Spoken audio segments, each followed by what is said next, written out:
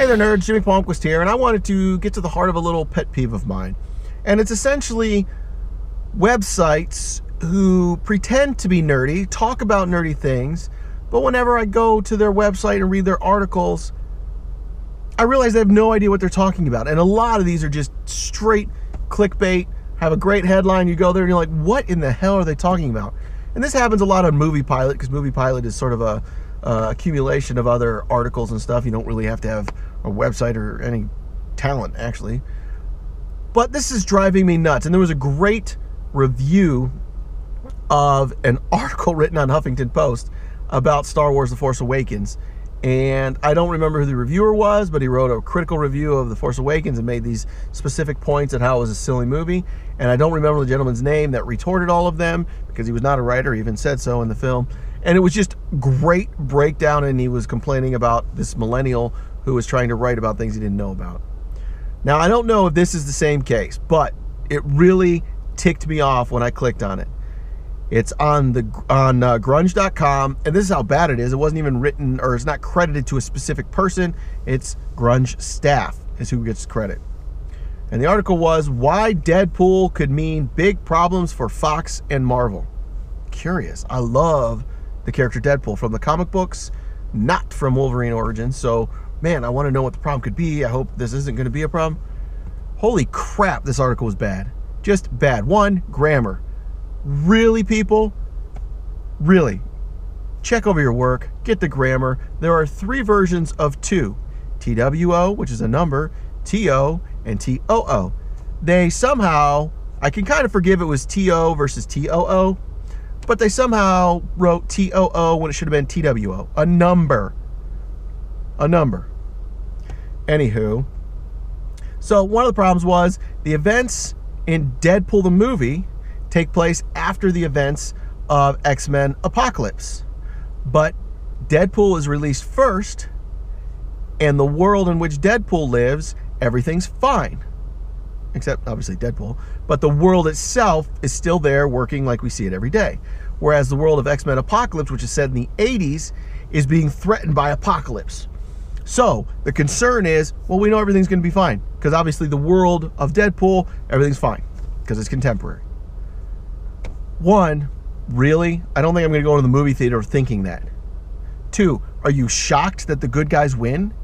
I mean, that's kind of how we gear movies, in that we put them in peril, but I'd say about 95% of the time, they're going to win. And we have that expectation going on when we go to see it. So that's a little ridiculous. I don't really understand that one. And to be honest, we're not even 100% sure that these worlds coexist. At least I'm not. I haven't seen the movie yet. So I'm not sure where that's going. We see this in the comic books all the time, where we have a storyline in Deadpool going on, but like when he was on Uncanny X-Force, we don't necessarily have those same events going on in Deadpool. They're split. They're different. They're not the same. Batman sees this all the time. Batman has like, I don't know, 10 comic books. And the stories don't necessarily interweave. Every once in a while they do with a crossover, but for the most part they don't interweave, not to mention the fact that he's on Justice League, so where is he in that? Yeah, exactly. So that goes into another point they had, where does this fit in the X franchise? Now, I don't see this as a problem, more of a question, but they pose it as it was a problem. They mention specifically that Colossus is in this film, but Colossus is also in Days of Future Past. How could that possibly be? Because the actor's different. Oh my Lord, we see acting changes all the time. Have you not seen Iron Man to Iron Man 2? Yes, I'm aware of what happened with the real life actors. Nonetheless, the character itself changed. Game of Thrones, we've had 3 different people play the Mountain. It happens, all right? Whether or not this is in the same universe, X-Men and Deadpool, I don't know for sure again, but there's no reason why that would be a barrier. And Days of Future Past happens in the future, so that is very simple. Very simple that could happen, that Colossus could be in this contemporary movie, and then he could also be in Days of Future Past. So I'm not exactly sure what that's going on. And again, we have this problem, not sure where this fits in the X franchise, but I don't see that as a problem. Again, it's Deadpool. I'm not saying they're doing this in the movie, but Deadpool jumped out of his own pages and Illustrated and entered classics so he could change those storylines. It's Deadpool. That's sort of the tone. Which gets to another one. They don't feel like the absurdity of Deadpool could work in film. Well, sometimes the absurdity of Deadpool doesn't exactly work in the comic books either, but more times than not, it's phenomenal and amazing. But what's great is it's just Deadpool. He's the one who's insane because of his healing factor. Nobody else in the comic book is insane. They're not also turning to us, the reader, breaking the fourth wall and talking to us. It's just Deadpool, which I think totally works. Did you have a problem with Ferris Bueller turn to the camera and talk to us? No, it was funny. It worked. I think this is not a problem for Deadpool. Which is another thing the writer, I can't even say guy, I don't even know who it was, could be a woman. Deadpool's violence is real. Well, okay, that's what Deadpool is. He's ridiculous. It's a Quentin Tarantino character. Perfect for him. And that there's blood and guts everywhere.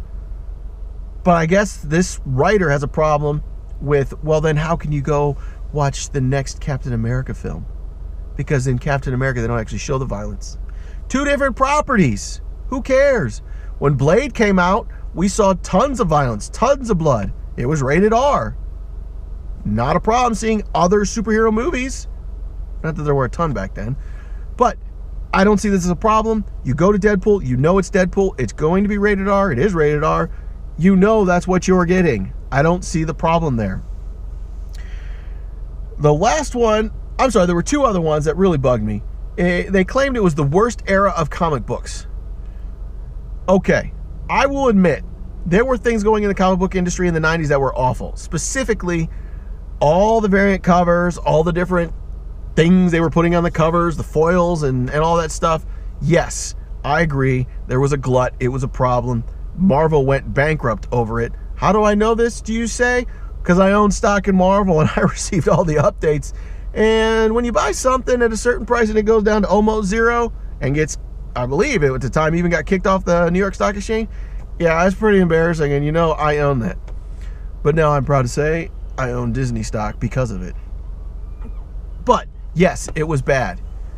That being said, I don't think you could say it was the worst. There are some great storylines that came out of it, specifically within the X-Men. There's a reason why Age of Apocalypse exists. It was an amazing, phenomenal storyline, and they keep bringing it back within the current modern day stories. Yes, it turned out to be an alternate universe, obviously. Another instance where the good guys win, because that was an alternate universe where the bad guys won. Although even at the end, the good guys won. Other storylines that were I can't say good because I didn't like it, but Onslaught, that again is being recycled as far as stories. There were some fantastic Batman, not so much Superman. They did some weird things like that. But over the course of the decade, everybody has bad stories. Spider-Man, Maximum Clonage, I will definitely point to that as not good, although I enjoyed some of the characters. I really enjoyed Scarlet Spider. JLA launched with Grant Morrison, I believe. Just fantastic. So to say it's the worst, really, no, it was not the worst. And obviously, that's where Deadpool comes from. And Deadpool's a great character, so not understanding. And then finally, they were concerned because Deadpool can't interact with Marvel characters. This might be the dumbest one yet. Who cares? Deadpool's a mutant. Deadpool constantly interacts with other mutants, so he's going to be able to interact with all the X-Men, all the other mutants, to his heart's content, which is what he normally does. Okay, you want to see him interact with Iron Man and Captain America and Thor, Hulk? Okay, that's a fantasy.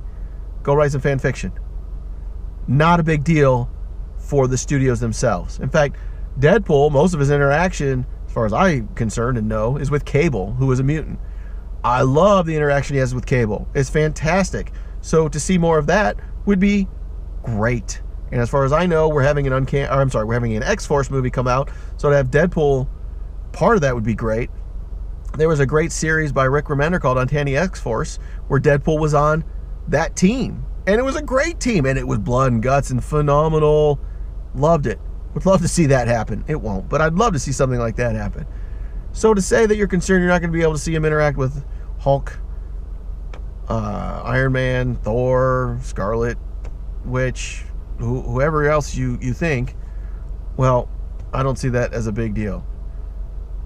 Anywho, I get these pet peeves, and this one really sticks out because I'm so tired of seeing non-nerds try and convince other people that they know what they're talking about, and unfortunately then that perpetuates itself. So, oh my God, did you hear? And it's like, no, that's not somebody in the know. It's ridiculous. It's clickbait. Shut up. Anywho, let me know what you guys think in the comments below. Maybe I'm just the old guy. Get off my lawn.